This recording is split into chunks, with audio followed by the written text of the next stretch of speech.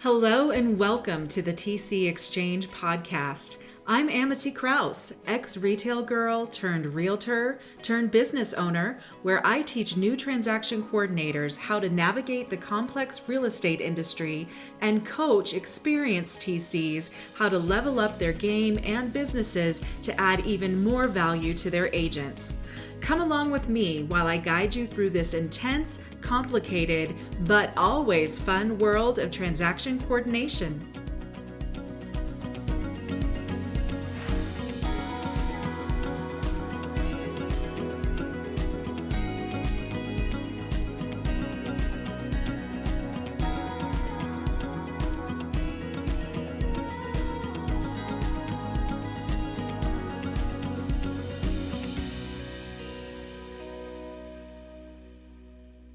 All right. Hello, everybody. Welcome back to the TC Exchange podcast. My name is Amity Kraus, and today we are continuing on with our series From Rookie to Pro with Megan Shirley from Lighthouse Agent Services.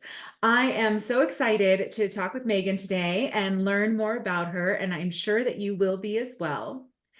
Megan, welcome to the podcast. I'm so excited to talk to you today. Tell us a little bit about your business and how you got started in real estate and transaction coordination.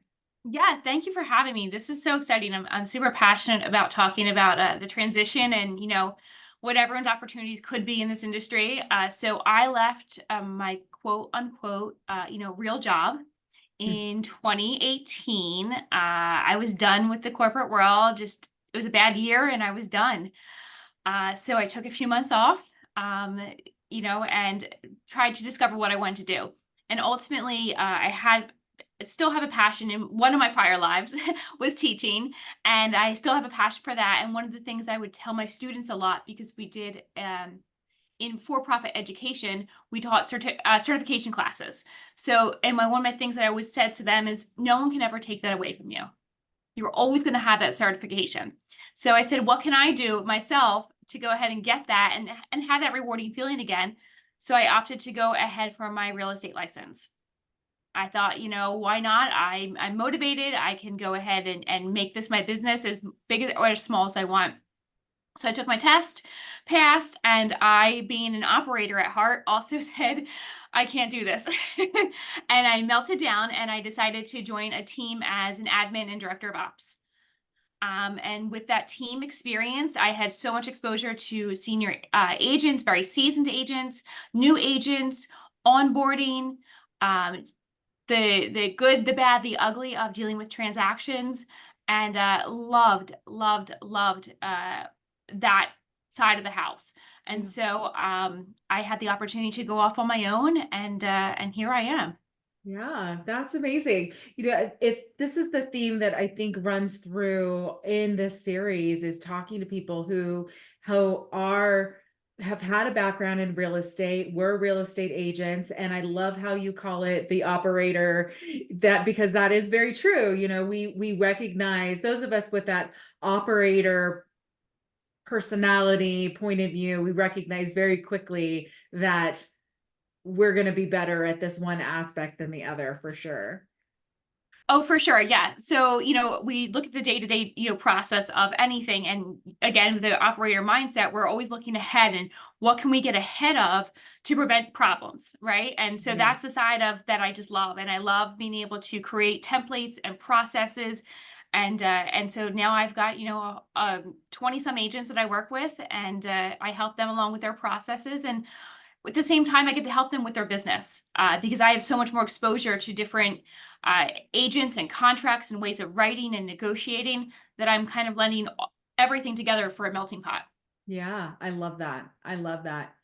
So when you think about when you got started out as a transaction coordinator, obviously like you went from working in one aspect as in admin and then transitioning eventually to being a business owner.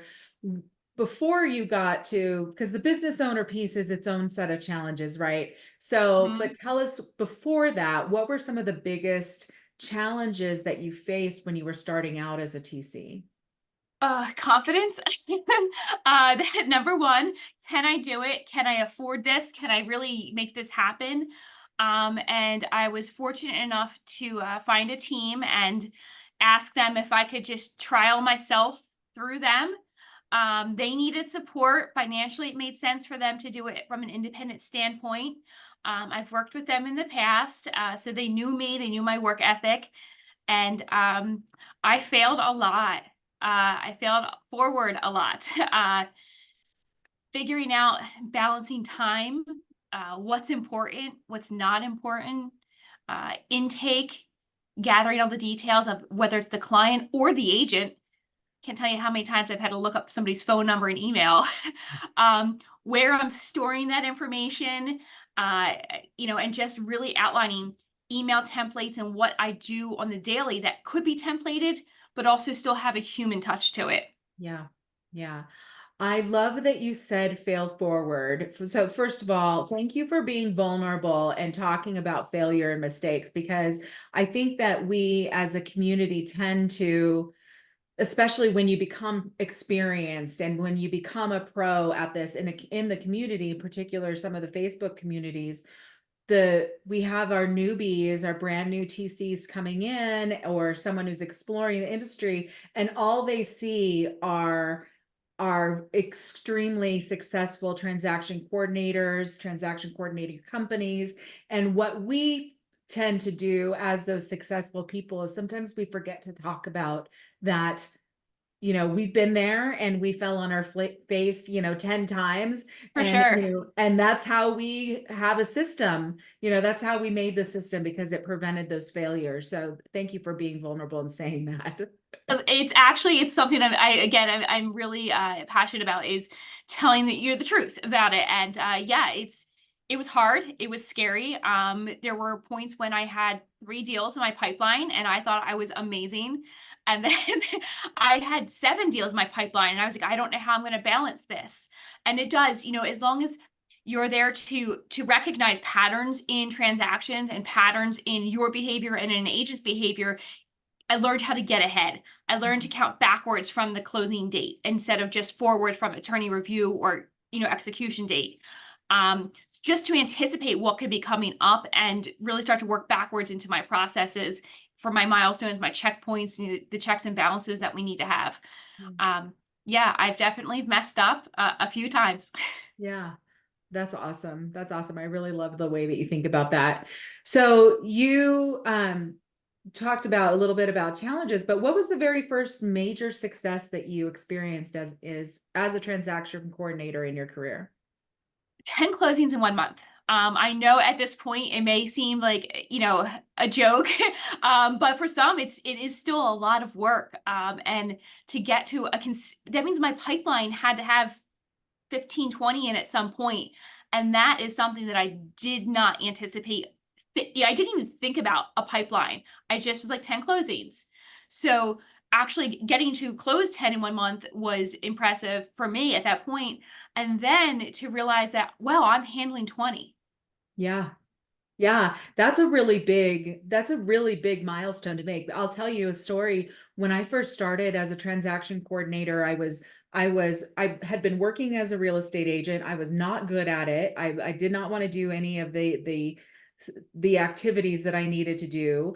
I loved working in transactions, but I knew that I needed to replace an income in order to do this full time. And so my threshold, based on my fees and what I knew, was that I needed to do 10 transactions minimum a month in order for it to be my full sole focus. That was like the bare minimum of what I needed. And achieving that milestone and being at the point where you're like, okay, I can do this. I can make a living at this, is so powerful. That is a great success, to be at that point where you're like, yes, I got this. And that was for me too. I knew that 10 mark was my threshold for being able to be like, okay, I can financially live on this, and this is what I can do this. Yeah. And through every mistake, I would say, the biggest takeaway for me, and it still is for me to this day, every single time we have a mistake or every single time that I miss something, and no, I don't beat myself up as much as I used to, but I reflect on it. and what can I have done differently, and what process can I put in place to have another check and balance, to continue to grow. Because at the end of the day, if we repeat the same mistakes or the same patterns, we're not going to have that opportunity to grow. And I think Yeah. that mindset has really continued to drive me. Yeah. And I love you so much. Like again, like that is that's a key thing, you know. I think that a lot of times as human beings, right, we're working in an industry and we're learning and we're making mistakes, and instead of focusing on the solution and solving the problem, we beat ourselves up for the mistakes, or we place blame, or we make excuses or whatever. I have the feeling that for my opinion is that let's not worry about that right now. Let's solve the problem. Hmm. And then when we have the problem solved, now we go back and let's sit back and we think about it. Like what could have happened, and ask repeated questions. Well, why did that happen? Well, why did that happen? Well, why did that happen? And then uncover the root so that you can solve it going forward. And I think that we're so afraid to take responsibility, or that someone is going to point a finger at us, that we don't want to reflect, and we don't want to look back and take ownership or be self-aware enough to know, okay, this is what I need to do better. Yeah, that's the truth. And we're in a customer service industry. No matter how you want to look at it, yes, we can fire clients, quote unquote. We can attract those that we want to work with, but it's still customer service. And how the other side views us, in a transaction, is just as important to me as how my agent views us.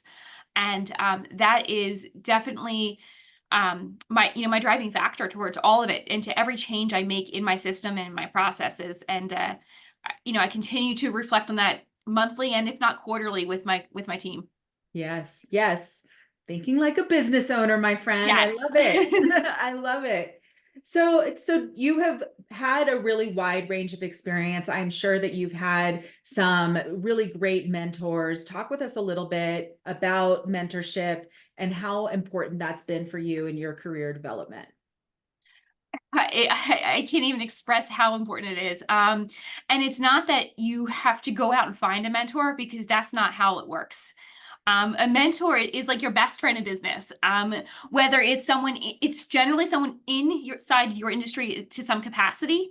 And I found that, the first team that I had worked with, I really looked up to those agents. They were younger than me, but they were successful and they seemed to have it together. Now, when I got inside and I saw how they operated, a little different opinion. But together we grew. And that, looking at everyone else's operations and looking what everyone else is doing, I'm not comparing in a negative way. I'm using their actions kind of to also drive me and to be a mentor, whether they know it or not. So this is, I guess, I'm a secret stalker. And then to have people in my industry, to have a coach, behind me, to have a team leader from a market center behind me and advocating for me, and have agents advocating for me, that is enough for me to just know I'm doing right and Mhm. what direction I need to change in. I take honest feedback from them. And I don't take it personally anymore. That's Mhm. growth right there. Right. And you have to keep moving forward with it. And yeah, so mentorship is huge. I mentor new agents, actually. And anyone on my team, it's the same thing. It's not so much I'm the boss, it's more of we're a team, and this is how we can continue to do better. Yeah, I love that. It really is a close relationship, the mentorship thing. And I like that you are saying too that your mentor doesn't have to be at the same level as you or in the same role as you, is that your mentors can be people that you aspire to. And I think that goes along with getting in the room with the people who are where you want to go, right? And all of those people can be your mentors. And I love that. Yeah, I mean, it's they say, right? Dress for the job you want, right? And Yeah. so that's what we have to do. We have to kind of act and take on the actions of those in roles that we want. And whether an agent is a business owner, right? Mhm. That's what they do. And Yeah. so if we want to be a business owner, we have to kind of follow their footsteps. Yeah. I like it. I used to have an employee that told me that how she thought about things would is she called it what would Amity do? And I love that. I mean, because I mean it's silly to say, but I love that because I'm grateful to be a role model for her, a mentor for her, but also, that yeah, it's a little bit of acknowledgement for me too, that maybe I halfway know what I'm talking about. No, it definitely is. And right, it's, I love being that resource for all those that I work with and continue to be that resource. And therefore it drives me to continue to educate myself. Yeah, I love that. So tell me about some like pivotal moments for you or decisions that you made that really impacted your professional growth. Ooh, that's a great question. I'm gonna say something that's probably what a lot of people already do, but it was not a habit for me. Reading. Mhm. Reading, and actually reading, not just for pleasure, but yes, now for pleasure, but reading some great books about business, Mhm. reading some great books about psychology and coaching and team development. That habit in my life has definitely transformed how I view everything I do. Yeah, absolutely. What's your favorite business book right now?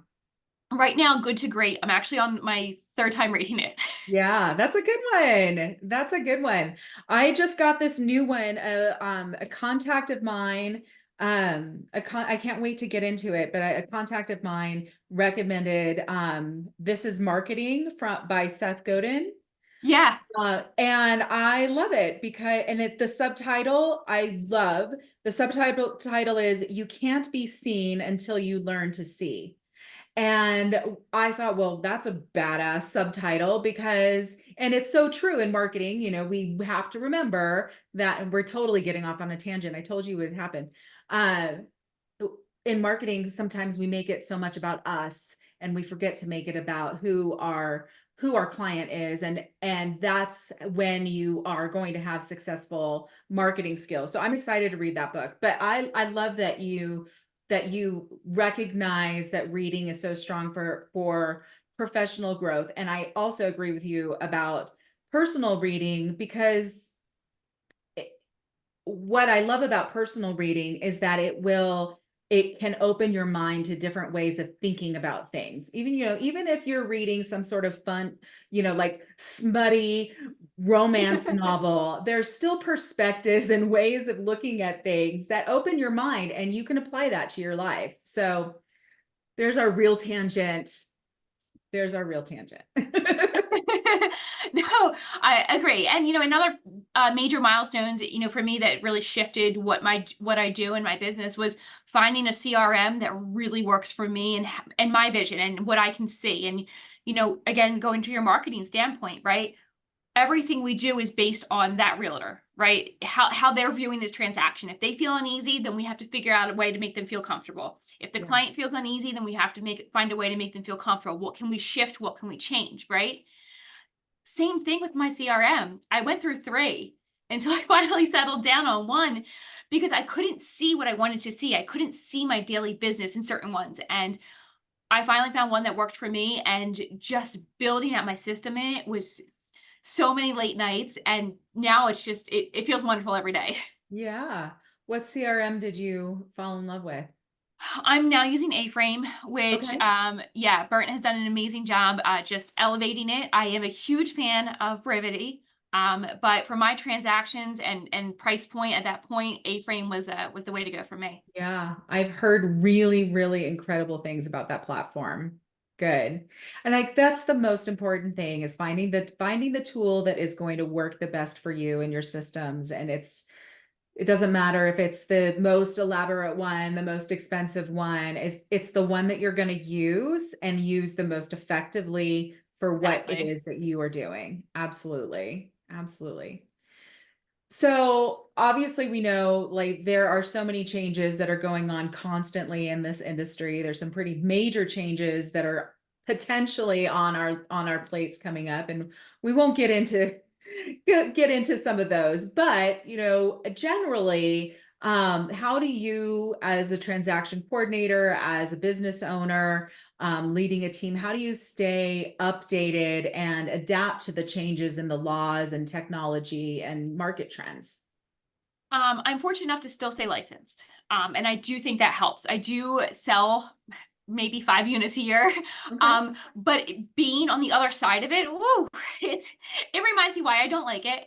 Um, but it also keeps me really in tuned. I take time to read every contract. I process myself, so I don't just have a team under me processing. I'm still heavily involved.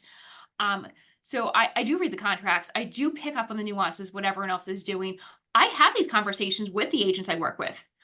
Those who have teams and we have several contracts in place, we have weekly meetings and we talk about hot button issues, how to solve for them, how can we work collaboratively to solve for them. And so, staying in tune to that, attending seminars, attending any of the events from Najar or Triple Play or like any of those other ones that we have locally.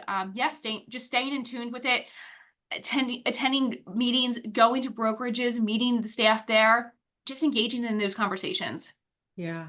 It's so important. This is the thing I think as transaction coordinators, some of us don't even really comprehend, especially when we're starting out, is that by the time we are established and you're doing this for several years, and say your baseline is, you're still doing 10 a month, that's all you want to do, and that's where you're at.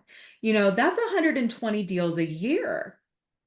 And then Hmm. compare that to the number of agents that you have, and some of them are not even doing 10 deals a year. And there is so much knowledge that a transaction coordinator is gaining on every single transaction. There's so much that we're providing as a resource and things that we've seen. And it's not preachy, and we're not telling them how to do their job. It's I saw a deal like this recently, and this is how it was resolved. It's sharing information, and yes, check with the broker first, but there's resources in your transaction coordinator.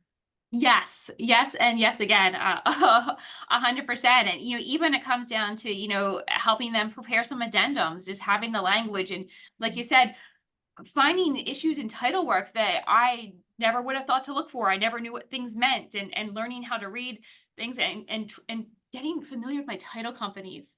Those are some good people to have on your side. Um, and having those picking me up, pick up the phone and having that resource to say, hey, what does this mean, or how do I solve for this? Mhm. So it's been tremendous. Yeah, I like it. I like it. So tell me about some, like, we talked a little bit about initial skills.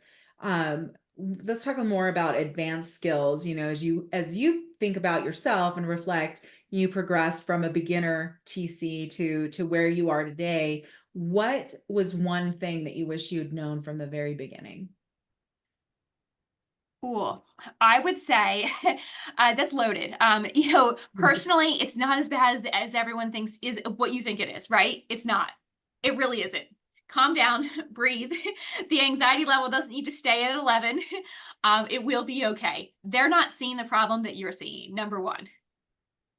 Um, that's that was huge. And just having growth moments throughout every transaction, and knowing that at the end of every closing, you get to celebrate that. Mhm. And from every closing, what did you learn and what are you moving forward with? Yeah, that's great. Those are great tips for advancing your skills. And I think that one of the things that jumped out for me, that I thought when I was started, what that I wish I had known is, number one, I can't care about it more than anybody else does. Correct. and and the contract is always going to tell you what's next. Like, it's the information that you need is going to be in the contract, and it's going to guide you, and we need to pay attention for sure. Yes, stop assuming, read it, and read it again. And know that your system is going to change. What you create today is going to be different tomorrow, or in 2 weeks, or in 2 years, and that's okay. You Mhm. don't need to be perfect upfront. And I went from writing everything down on a piece of paper to then having a checklist on a piece of paper, and to now I'm all digital. And I don't use paper, nearly as much to track things, and I can see it on my screen. And that evolution was, again, huge in itself. So I didn't have to carry around paper files everywhere I went like a lunatic. Yeah. But it's you have to take it all in and say, okay, we're constant evolution. And if you're not in that, if you're not making those choices to evolve after every transaction, then you're not going to have the opportunity to really grow. And um, that's ultimately what most of us want to do, because those agents that are doing 5 a year, if they're only doing 5 a year, it's all you may ever get out of them. Yeah. Yeah, exactly. Exactly. So, you talked about A-frame before, Mhm. that being an important tool for your system. What other tips do you have or tools that you use that have been really impactful for you? Intake.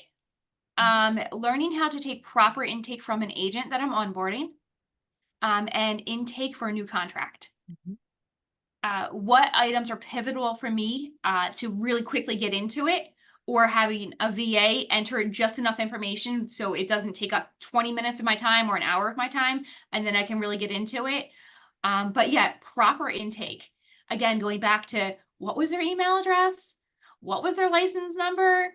How do they like to communicate? What is that client's phone number? Trying to piece all that information together, and all that material together.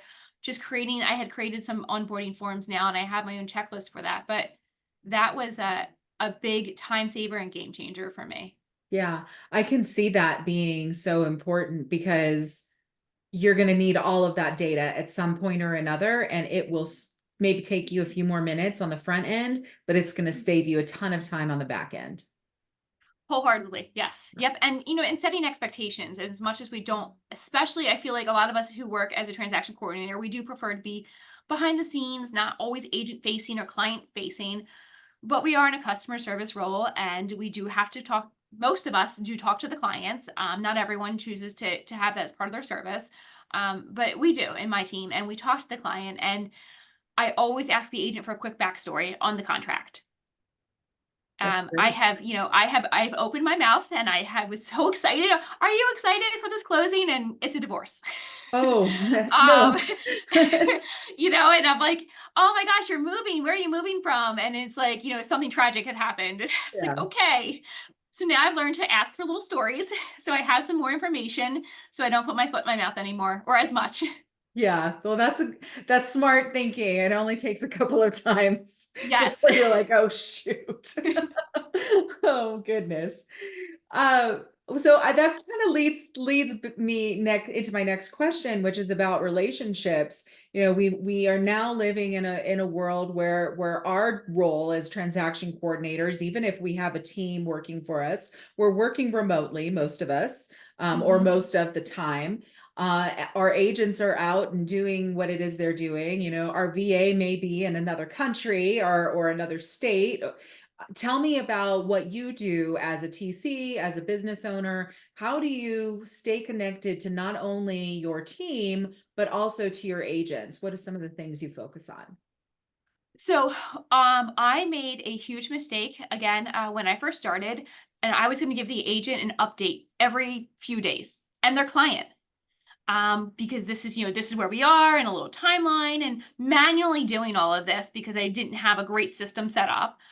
And one of my agents had come to me and said, "I love your updates and I appreciate them, but you're sending them to our clients on Fridays, and nobody wants those phone calls on Saturday." And I said, "Noted." Yeah. I Good point. So, going back and, fine tuning some of my updates to those agents is crucial for me to stay connected to them. I do talk to them at least once a week throughout all of their transactions, whether it's one or whether it's 10.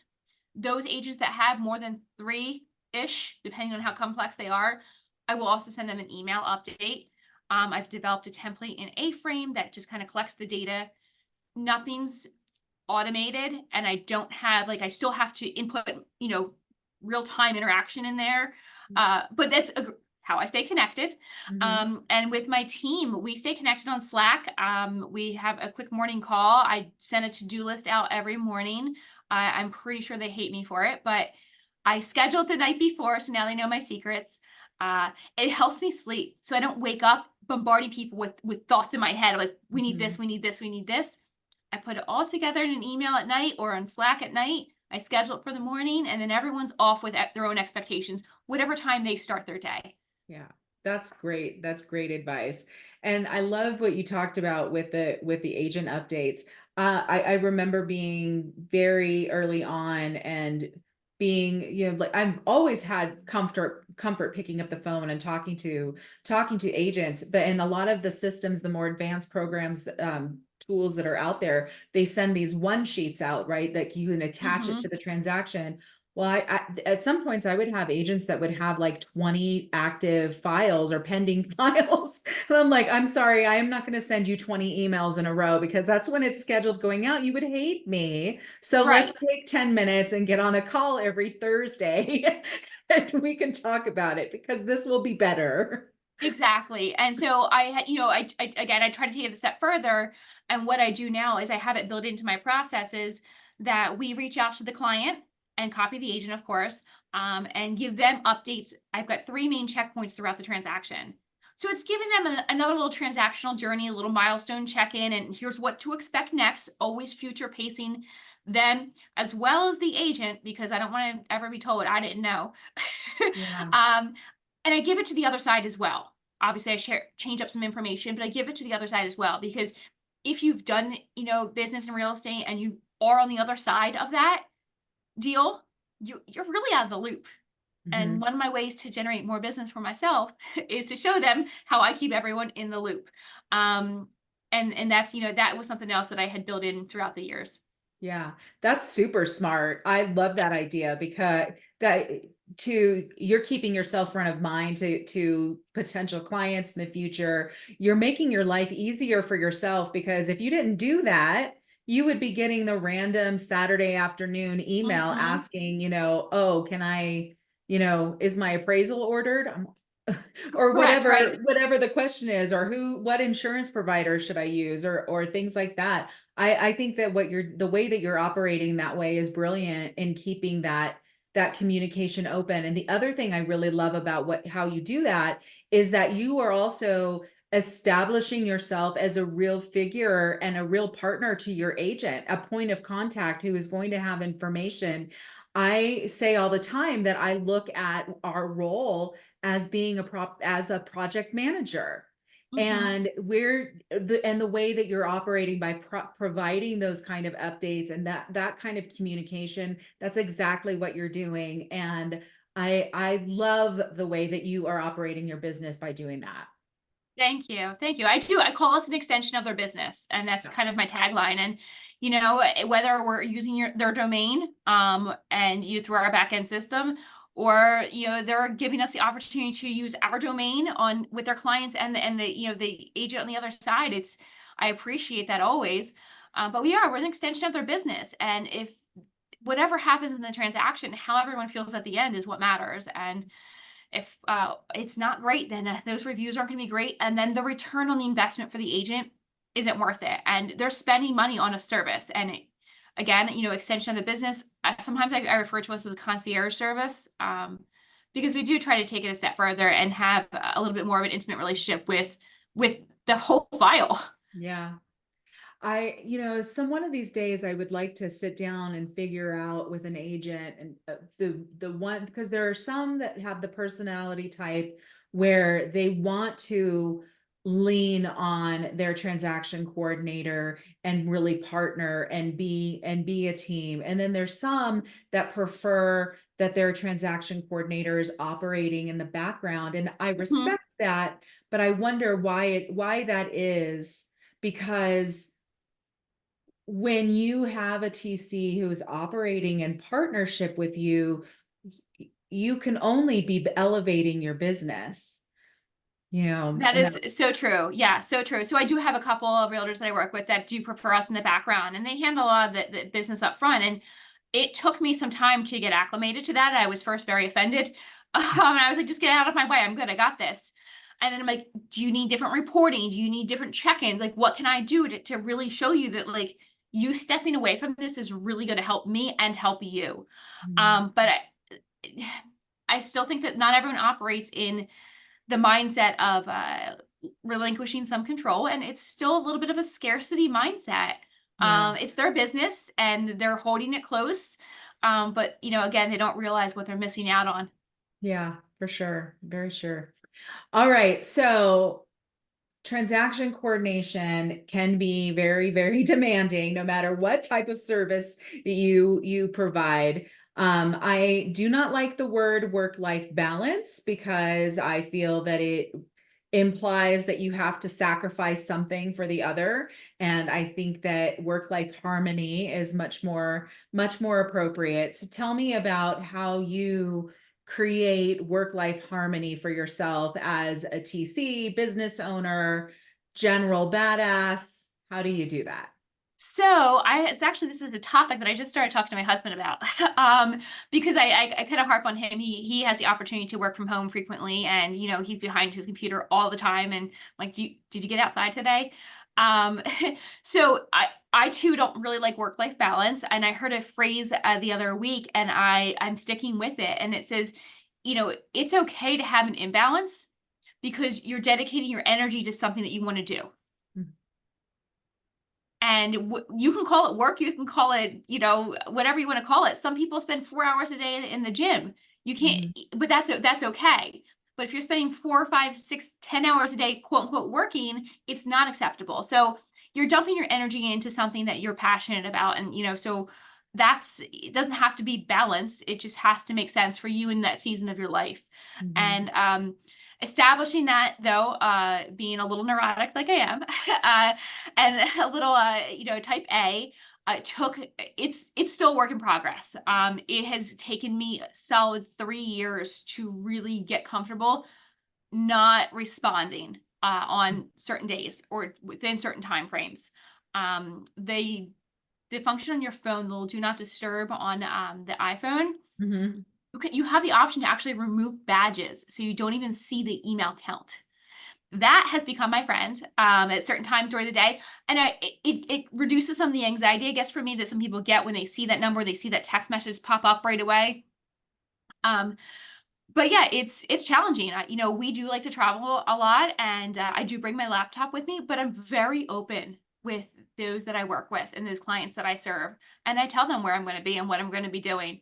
I don't hide it. They Mhm. want to go away, I cover for them. Mhm. I want to go away, they're going to cover for me, and we continue to work together in that partnership. Yeah, that's great. That's great. All right. So, what advice would you give a rookie who's just getting started in their career? First, breathe. Breathe and breathe again. This is an amazing industry, and the opportunities are endless. Go into everything with an open mind, and really develop processes. Everything that you do, write it down and write down how you got there. And we can say that I wrote up a contract, whether you wrote them or you accepted one. I have a new contract. I entered the information in, and then where do I go? Where do I go from there? And what do I need to make it to the next step? Mhm. And just continue working backwards. Have faith in yourself. If you're passionate about it and you're delivering what you said you would, it's going to be okay.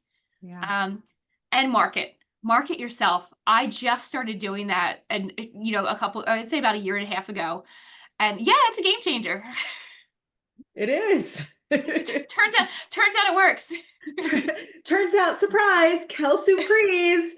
Yes. And it's the thing that we're so reluctant to do. And I think that that is great. That is great advice. And we hear all the time new TCs who come in and they want to, start their own, or they want to ask for help with developing a checklist. And, you can do it on your own. You need exactly the way that you said, and just start writing down those steps and start with the marketing right away. Right away. Yeah, Good. I do think it's challenging to jump into this without having any sort of understanding of what the contracts and how your particular state and area operate. Mhm. Um, but join a team for a short time, or jump into a brokerage for a short time as an assistant, as a front desk, as whatever, and get some of that exposure so you're at least talking the same language. Yes, yes. That is exactly right. Exactly right.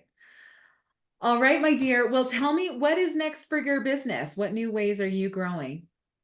Well, I want to get out of it, and for myself, I want to be able to process a little bit less and bring on another team member. And I want to continue to grow and coach. I really love coaching new realtors coming into the industry. Um, I try not to overtake their transactions. I did.